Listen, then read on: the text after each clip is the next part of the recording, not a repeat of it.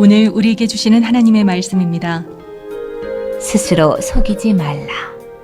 하나님은 만홀히 여김을 받지 아니하시나니 사람이 무엇으로 심든지 그대로 거두리라.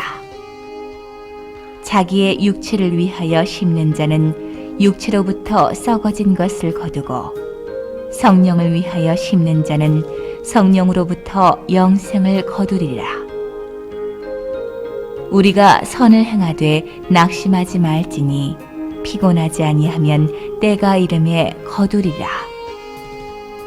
그러므로 우리는 기회 있는 대로 모든 이에게 착한 일을 하되 더욱 믿음의 가정들에게 할지니라. 내 손으로 너희에게 이렇게 큰 글자로 쓴 것을 보라. 무릇 육체의 모양을 내려 하는 자들이 억지로 너희로 할례받게 함은 저희가 그리스도의 십자가를 인하여 핍박을 면하려 함뿐이라. 할례받은 저희라도 스스로 율법은 지키지 아니하고 너희로 할례받게 하려 하는 것은 너희의 육체로 자랑하려 함이니라. 그러나 내게는 우리 주 예수 그리스도의 십자가 외에 결코 자랑할 것이 없으니 그리스도로 말미암아 세상이 나를 대하여 십자가에 못 박히고 내가 또한 세상을 대하여 그러하니라. 아멘. 우리는 어느덧 올 한 해 반환점을 돌아 후반기를 출발했습니다. 전반전에 아무리 좋은 성적과 성공을 거두었어도 후반부를 잘 마무리하지 못하면 앞부분의 노력과 땀이 허사가 됨을 우리는 잘 알고 있습니다. 그러기에 후반기의 중요성은 아무리 강조해도 지나침이 없습니다. 그러나 많은 사람들이 올라가는 데는 전력을 기울이지만 인생의 정점에 서면 내려올 수밖에 없는 시간들이 다가오는데 그 후반부를 준비하지 못하고 대비하지 못했다가 추락하며 무너지는 수많은 인생들을 우리는 보고 있습니다. 히말라야 산맥에 8,000m가 넘는 높은 산이 14개가 있는데 그 14곳을 다 홀로 단독 등반하여 히말라야의 신화로 불리는 이탈리아의 등반가 라이놀트 메스너라는 사람이 있습니다. 그가 내셔널 지오그래픽과 인터뷰 가운데 기자의 이런 질문을 받습니다. 최고의 등반 기술은 어떤 겁니까? 그러자 메스너는 대답하기를 등반의 기술은 오르는 데 있지 않고 내려오는 데 있습니다. 우리가 이미 다 상식적으로 알고 있듯이 8,000m 고봉의 사고가 올라갈 때보다 내려올 때 대부분 일어나는 것을 잘 알고 있습니다. 여러분과 저 모두 인생과 신앙의 길에 후반기의 중요성을 지혜의 마음으로 배우면서 우리의 마지막이 참으로 하나님께 영광 돌리며 아름다운 신앙의 인생 되기를 오늘도 준비하고 대비하며 살아가는 지혜자가 되어야 될 줄 믿습니다. 희망차게 출발했던 2020년, 그러나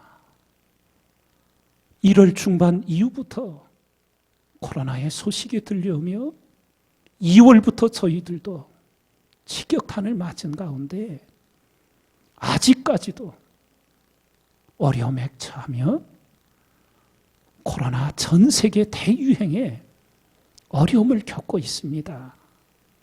많은 사람들이 도대체 언제까지 갈 건가? 그런데 들려오는 전문가들의 소식은 이 코로나는 끝날 것 같지 않다. 이런 이야기들이 들려오고 있습니다. 바바라 브라운 테일러라는 사람이 어둠 속을 걷는 법 제목의 책을 쓰며 자신의 체험을 이렇게 전해줍니다. 인생을 살다 보면 아무리 애를 쓰고 몸부림쳐도 빛은 사라지고 다리를 후들거리게 만드는 어둠 속에 갇히는 때가 있게 마련이다.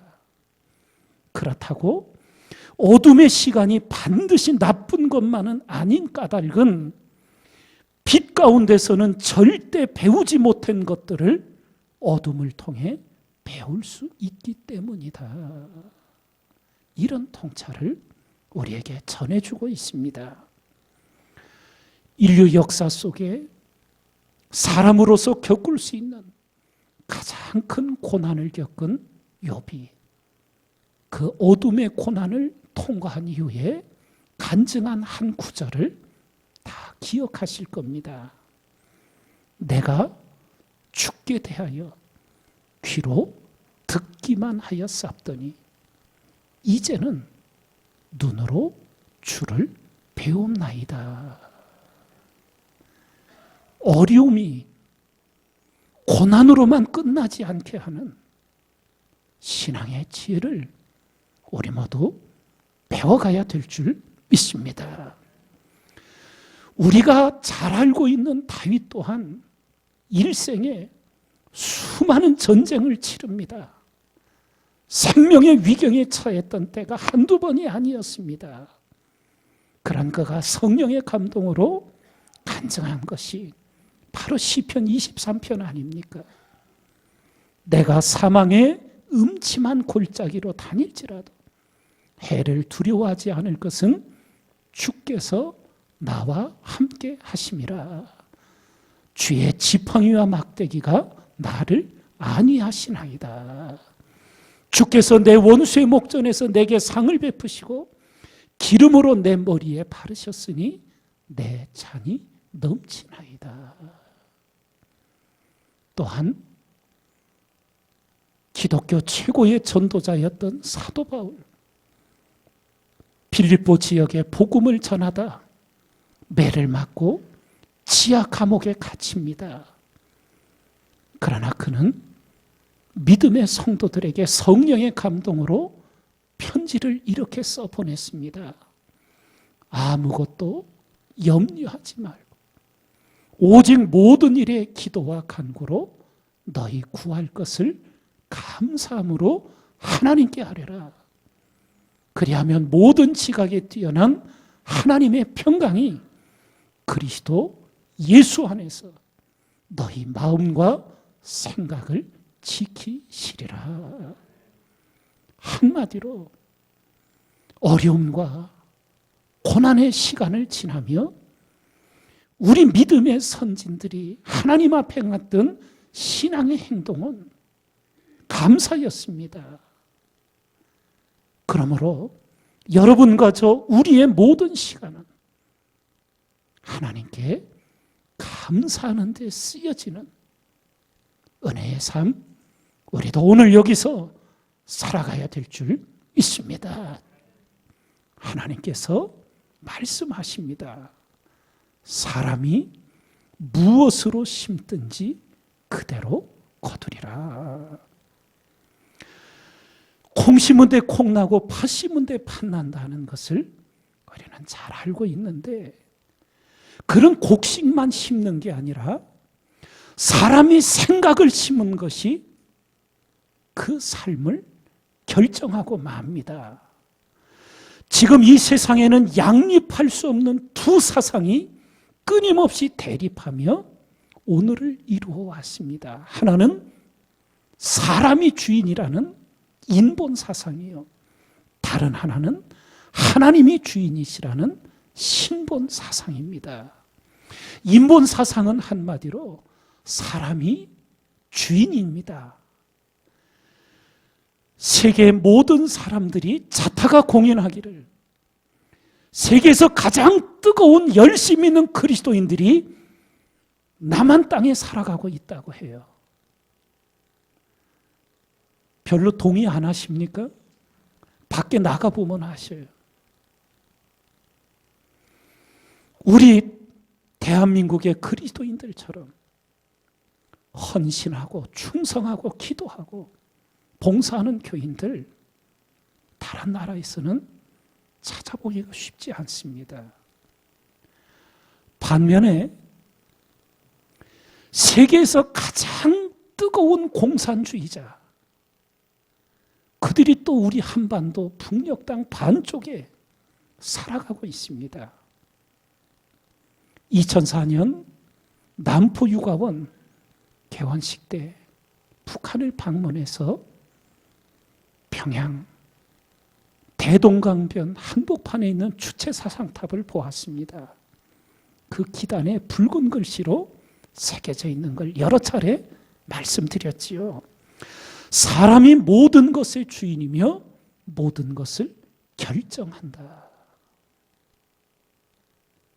그래서 지금 온 세상은 인권이라는 미명하에 사단에 속아 넘어가고 있습니다.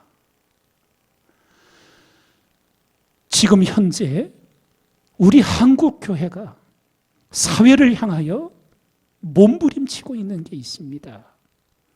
이미 유럽과 미국에서 동성애가 합법화되었습니다. 그 당시 유럽 교회들과 미국 교회는 강 건너 불구경하듯 했습니다. 그건 그들의 문제라고. 그런데 그렇지 않았습니다. 온 사회를 무너뜨립니다. 도덕과 양심과 윤리가 없어집니다. 그들은 스스로 말하기를 성혁명을 이루었다고 합니다. 그것을 그들의 용어로는 자기 성적 결정권이라고 말을 했습니다. 쉽게 말씀드리면 남성으로 태어났는데 자기가 크다 보니까 자기는 여자로 살고 싶다고, 그래서 수술을 하고 여자로 살아가는 거예요. 내가 나의 인생의 주인이니까 내가 결정하고 내 마음대로 살 수 있다는 거예요. 그것이 또 발전하면서 나는 여자하고 살고 싶지 않아. 나 남자인데 남자하고 살고 싶어. 자기가 자기 인생의 주인이니까 자기 마음대로 한다는 거예요. 그것을 지금 나라마다 법제화하기 시작합니다.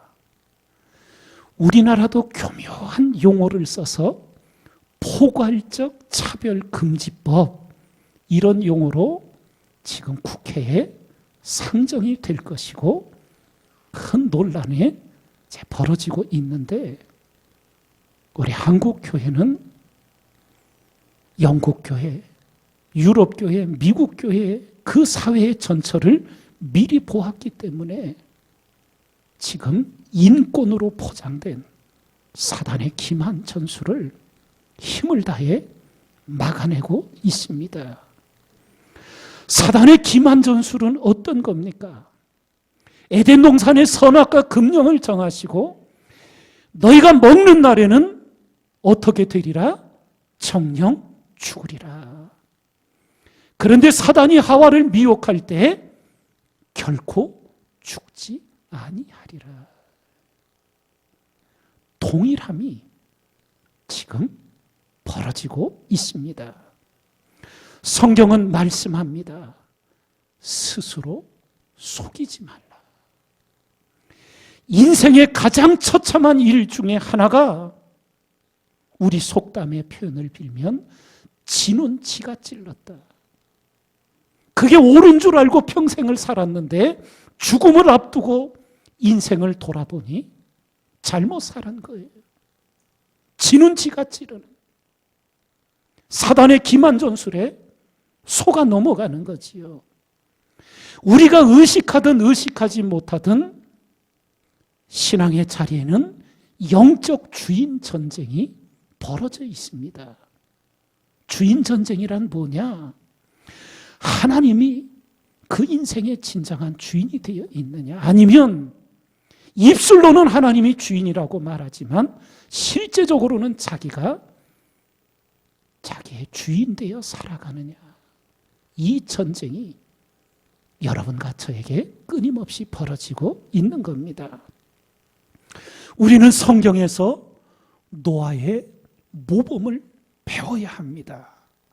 노아는 한마디로 오직 하나님의 명령에만 절대적으로 순종한 사람이었습니다.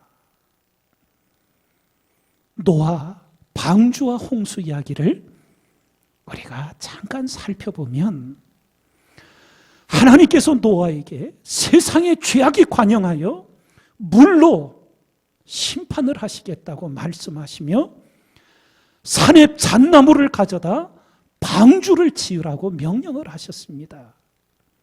그런데 방주를 짓는 기간이 얼마 동안이라고 말씀을 안 해주셨어요. 결과적으로 보니까 120년 동안이 걸린 거예요. 그리고 배는 우리가 알던 물가에서 짓지 산에다가 짓지 않잖아요. 근데 노아는 방주를 산에다가 지었어요. 그러니 노아 시대에 사람들이 얼마나 노아를 조롱하고 비웃었을지 우리는 충분히 짐작하고도 남음이 있을 거예요.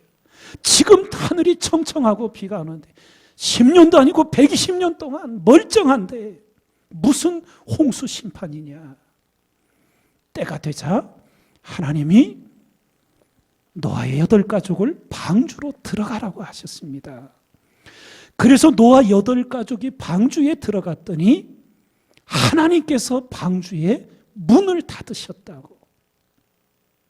그래서 그걸 미루어 짐작해 보면 물이 차올랐을 때 사람들이 노아의 방주를 기억하고 글로 몰려들었으리라 생각이 돼요. 노아가 할 수만 있었다면 방주 문을 열어서 어떻게 하든지 방주에 사람들을 들여서 살리고자 했을 거예요. 그런데 하나님이 문을 닫으셨다는 것은 사람의 힘으로 열지 못하도록 하나님이 방지하셨음을 우리가 느낄 수 있어요. 근데 성경을 자세히 읽으면 노아의 8가족을 마지막으로 방주에 들어갔는데 들어가서 하나님이 문을 닫으셨으면 120년 동안 홍수를 말씀하셨던 하나님이 그제서라도 비를 내리셔야 되잖아요. 그런데 우리가 알듯 들어간 지 7일 동안 비가 내리질 않았어요. 방주 안을 한번 상상해 보십시오. 저도 그렇게 방주 안을 상상을 안 해봤어요. 근데 이번 미국을 다녀와 2주 의무 자가격리를 하면서 많이 생각이 났습니다. 얼마나 힘들었을까? 얼마나 답답했을까? 그런데 그게 집이 아니라 온갖 짐승들이 다 들어와 있는 거. 요즘 웬만한 집에 다 공기청정기 있잖아요. 그 시절에 그런 게 어디 있어요? 온갖 냄새가 다 있는 그곳에. 비를 바로 시작하시지도 않고 7일 뒤에 시작하면 7일만이라도 더 있다가 넣으셨으면 좀 나으실 텐데. 이런 현실이에요. 그리고는 비가 쏟아져 내리고 비가 땅에서 다 감아여질 때까지 성경의 말씀들을 잘 계산해 보면 약 11개월이 걸립니다. 11개월여 동안 방주 안에 그대로 갇혀 있었어요. 우리가 알듯 노아가 까마귀를 먼저 내보내고 비둘기를 내보냈는데 세 번째 비둘기가 돌아오지를 않아요. 그래서 땅의 물이 이제는 다 감한 줄 노아가 알게 됐어요. 그러면 보통 사람이라면 이제 됐구나 하고 나왔을 터인데 노아는 우직하게 하나님이 방주에서 나오라는 말씀을 하시기까지 기다립니다. 그걸 또 성경을 통해 자세히 계산해 보니까 자그마치 58일을 기다립니다. 비둘기를 내보내 안 돌아온 지, 그래서 물이 감한 줄 안 그날부터 58일이 지나서야 하나님이 노아에게 방주에서 나오라고 하십니다.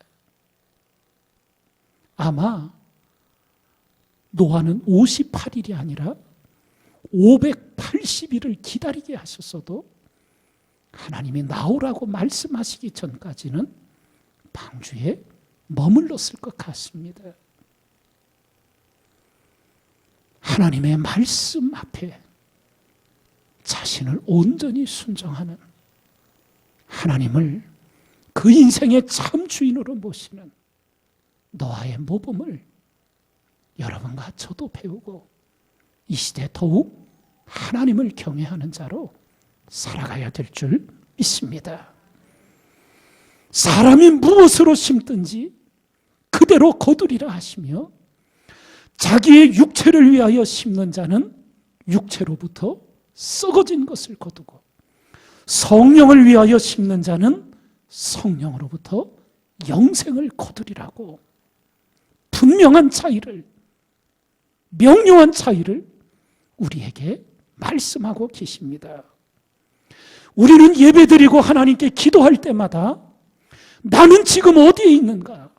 나의 신앙의 현주소, 영적 현주소는 어디 있는가를 점검하는 지혜자가 되셔야 합니다. 지금 교회에 몸이 와서 예배드린다고 다 하나님 앞에 있는 것은 아니라는 것을 우리는 잘 알고 있지 않습니까? 몸은 와 있지만 마음과 생각은 하나님으로부터 멀리 있을 수 있다는 말입니다. 인생을 향한 하나님의 최초의 물음이 바로 선악과 금령을 어기고 두려움에 사로잡혀 나무 사이에 숨어있던 아담과 하를 찾으시는 하나님의 물음이었습니다. 내가 어디 있느냐? 하나님 안에 있느냐? 세상 안에 있느냐? 마음이 하나님 앞에 있느냐? 자기 원하는 자신 앞에 있느냐? 물으시는 것이었습니다. 하나님의 탄식이 이사야 선지자의 입을 통하여 선포됩니다. 주께서 가라사대 이 백성이 입으로는 나를 가까이하며 입술로는 나를 존경하나 그 마음은 내게서 멀리 떠났나니 그들이 나를 경외함은 사람의 계명으로 가르침을 받았을 뿐이라. 화 있을진저 자기의 도모를 여호와께 깊이 숨기려 하는 자여 그 일을 어두운 데서 행하며 이르기를 누가 우리를 보랴, 누가 우리를 알랴. 그렇게 한다는 거예요. 사랑하는 성도 여러분, 우리가 살아가는 현실은 참 복잡합니다. 그러나 하나님의 말씀은 너무도 단순하고 명료합니다. 육신을 쫓는 자는 육신의 일을, 영을 쫓는 자는 영의 일을 생각하나니 육신의 생각은 사망이요 영의 생각은 생명과 평안이니라. 육신의 생각은 하나님과 원수가 되나니 이는 하나님의 법에 굴복치 아니할 뿐 아니라 할 수도 없습니다. 너희가 육신대로 살면 반드시 죽을 것이로되 영으로서 몸의 행실을 죽이면 살리니. 자녀들을 위해 기도하며 음란물이 쓰나미처럼 덮쳐온 이 시대를 우리는 살아가고 있습니다. 세계 유해 사이트 600만여 개 중에 98.5%가 음란 사이트라 그래요. 1.3% 정도가 도박 사이트였고 0.03%가 폭력과 엽기 사이트라 합니다. 음란물과의 영적 전쟁을 수행하셔야 합니다. 내가 먹고 듣고 보는 것이 바로 내가 되기 때문입니다. 스스로 속이지 마십시오. 19세 이상은 성인물을 다 법적으로 볼 수 있도록 보장되어 있지 않습니까? 내가 그거 본다고 죄짓고 잘못하는 것 아니지 않습니까? 그러나 기억하십시오. 선악의 기준을 정하시는 분은 우리가 아닙니다. 하나님이십니다. 또 간음치 말라 하였다는 것을 너희가 들었으나 나는 너희에게 이르노니 여자를 보고 음욕을 품는 자마다 마음에 이미 간음하였느니라. 만일 내 오른 눈이 너로 실족해 하거든 빼어내 버리라. 내 백체 중 하나가 없어지고 온몸이 지옥에 던지우지 않는 것이 유익하다. 주님은 단호하게 말씀하십니다. 독을 조금만 먹으면 죽지 않는다고. 그러나 우리는 알고 있습니다. 독을 먹으면 독이 온몸에 퍼지듯 음란물을 보거나 들으면 음란함이 우리가 모르는 사이에 우리 온 심령에 퍼지고 스며들게 됩니다. 여기서 우리 성도님들에게 성경이 가르치는 선악의 원리를 다시 한번 강조해 드리고자 합니다. 인류 최초의 살인이 하나님께 제사드린 두 형제 가인과 아벨 사이에 일어났습니다. 살해자 가인에게 하나님이 이렇게 말씀하십니다. 내가 선을 행하면 어찌 낯을 들지 못하겠느냐. 선을 행치 아니하면 죄가 문에 엎드리느니라. 죄의 소원은 내게 있으나 너는 죄를 다스릴지니라. 이 말씀은 무엇을 우리에게 가르쳐 줍니까? 어떻게 하면 죄짓지 않고 살 수 있습니까? 아무리 발버둥 쳐도 우리는 죄를 질 수밖에 없는 죄인들입니다. 그런데 오직 한 길, 선을 행하면 마치 빛이 오면 어둠이 물러가라지 않아도 저절로 사라지듯이 선을 행하면 죄가 우리를 떠나는 놀라운 은혜를 체험하게 된다는 것입니다. 선을 행치 아니하면 죄가 문에 엎드린다. 예. 문을 들고 나지 않고 사람이 움직일 수 없잖아요. 그러면 이 말씀을 뒤집어 읽으면 선을 행하면 죄가 문에 엎드리지 아니한다. 이것을 우리는 이렇게 또 발전시켜 이해할 수 있습니다. 아, 음란물을 보는 게 잘못된 일이라고 오늘 목사님이 말씀하시는구나. 내가 그동안 잘 알지 못해서 스스로 합리하면서 컴퓨터에 저장해 놓은 것도 있고 보고 있는 것도 있는데 이제부터는 음란물들을 다 지우고 버리고 태우고 끊겠다. 결심을 했어요. 그러면 끊어집니까? 아니에요. 또다시 음란물이 도전해 옵니다. 어떻게 해야 합니까? 여러분과 저의 마음과 생각 속에, 삶 속에 거룩한 하나님의 말씀을 끊임없이 새기고 기억하고 채우게 될 때 음란함이 나도 모르는 사이에 우리에게서 떠나가는 기적을, 은혜를 체험하게 되는 것입니다. 이 영적 원리는 복음서에 예수님께서 어느 날 귀신 들린 사람을 불쌍히 여겨 귀신을 쫓아내 주셔서 그 사람이 온전해졌어요. 그리고 주님은 갈 길을 가고 이 사람도 집으로 갔어요. 시간이 조금 지난 후에 쫓겨났던 귀신이 자기 거처를 두루 다니다가 찾지를 못해서 그 사람에게 다시 왔더니 그 사람이 그냥 비어있는 채 있더라는 거예요.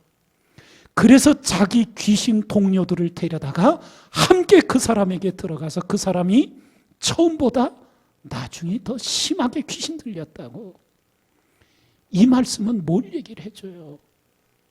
음란물을 버렸다고 끝나는 게 아니라는 거예요. 비워진 그 마음에 거룩하신 예수 그리스도를, 거룩한 하나님의 말씀을 끊임없이 채우지 않으면 우리의 삶 속의 죄악은, 음란함은 끊임없이 우리에게 밀려올 수밖에 없다는 거예요. 성경이 가르치는 선악의 원리를 분명히 기억하시고 매일매일 하나님의 말씀을 먹고 묵상하고 새기고 부족할 때마다, 넘어질 때마다 십자가 부여잡고 다시금 일어서며 하나님의 거룩한 자로 우리들이 살아가야 될 줄 믿습니다. 그래서 사도 바울은 결론적으로 이런 고백을 드리는 거예요. 내게는 우리 주 예수 그리스도의 십자가 외에 결코 자랑할 것이 없다고. 이 말을 다른 말로 바꾸면 내가 한 것이 없다는 거예요. 다 하나님의 은혜일 뿐이라는 거예요. 우리는 그래도라는 말과 그러나라는 말을 많이 쓰게 됩니다. 성경을 보면 노아는 의로운 사람이었다고 기록이 되어 있어요. 그래서 노아는 의로워서 홍수 심판에서 살아남았다고 해석하는 것은 지극히 한 단면만 보고 일부분만 보는 인간적인 육신의 해석이에요. 성경은 뭐라고 말씀합니까? 여호와께서 사람의 죄악이 세상에 관영함과 그 마음의 생각의 모든 계획이 항상 악할 뿐임을 보시고 땅 위에 사람 지으셨음을 한탄하사 마음에 근심하시고 가라사대 나의 창조한 사람을 내가 지면에서 쓸어버리되 사람으로부터 육축과 기는 것과 공중의 새까지 그리하리니 이는 내가 그것을 지었음을 한탄함이니라 하시니라. 그러나 노아는 여호와께 은혜를 입었더라. 노아가 살아가던 시대 사람의 기준으로 볼 때는 노아가 월등히 의로웠어요. 그러나 거룩하신 하나님의 기준으로 보면 노아도 도토리 기적이었습니다. 노아가 의로워서 홍수에서 구원받은 게 아니라 오직 하나님의 은혜로 구원받은 것임을 우리는 분명히 깨달아야 합니다. 왜 노아와 홍수 이야기가 중요합니까? 주님께서 이 말씀을 하셨기 때문에 그래요. 노아의 때와 같이 인자의 임함도 그러하리라. 이 세상의 마지막 종말 죄악이 관영하여 이제 하나님의 종말이 올 때가 노아의 때와 같다고. 그래서 여러분과 저는 창세기 6장 7장 말씀을 잘 읽으며 노아의 시대를 통찰해야 하는 거예요. 홍수 전에 노아가 방주에 들어가던 날까지 사람들이 먹고 마시고 장가들고 시집가고 있으면서 홍수가 나서 저희를 다 멸하기까지 깨닫지 못하였으니 인자의 임함도 그러하리라. 마지막 때 종말의 때도 노아의 때와 같이 죄악이 관영하고 사람들이 다 자기가 인생의 주인이 되어 살아갈 것이라고 우리에게 일깨워주고 있는 겁니다. 십자가만을 자랑하는 그리스도인이 되십시오. 우리에게는 다 공로의식이 생깁니다. 남과 비교하며 자기 의를 주장하게 됩니다. 그러나 하나님의 은혜를 체험한 진정한 그리스도인은 공로의식과 자기 의를 쓰레기처럼 배설물처럼 버리게 됩니다. 누가 버리라고 해서 버려지는 게 아니에요. 그것이 아무것도 아님을 깨닫게 됩니다. 그리고 오직 주님의 은혜를 찬양하고 감사로 인생을 경영하게 되는 겁니다. 깨닫고 보면 은혜 아닌 것이 없고 감사 아닌 것이 없습니다. 중세기 수많은 방황하는 인생들을 하나님께로 돌아오게 했던 단테 신곡의 첫 부분은 이렇게 시작됩니다. 우리 인생길 반고비에 올바른 길을 잃고서 난 어두운 숲에 처했었네. 당신의 주인은 누구입니까? 자기 자신입니까? 하나님입니까? 야곱아, 너를 창조하신 여호와께서 이제 말씀하시느니라. 이스라엘아, 너를 조성하신 자가 이제 말씀하시느니라. 너는 두려워 말라. 내가 너를 구속하였고 내가 너를 지명하여 불렀나니 너는 내 것이라. 하나님의 소유로 사는 가장 복된 인생 되시기를 주님의 이름으로 축원드립니다. 축원합니다.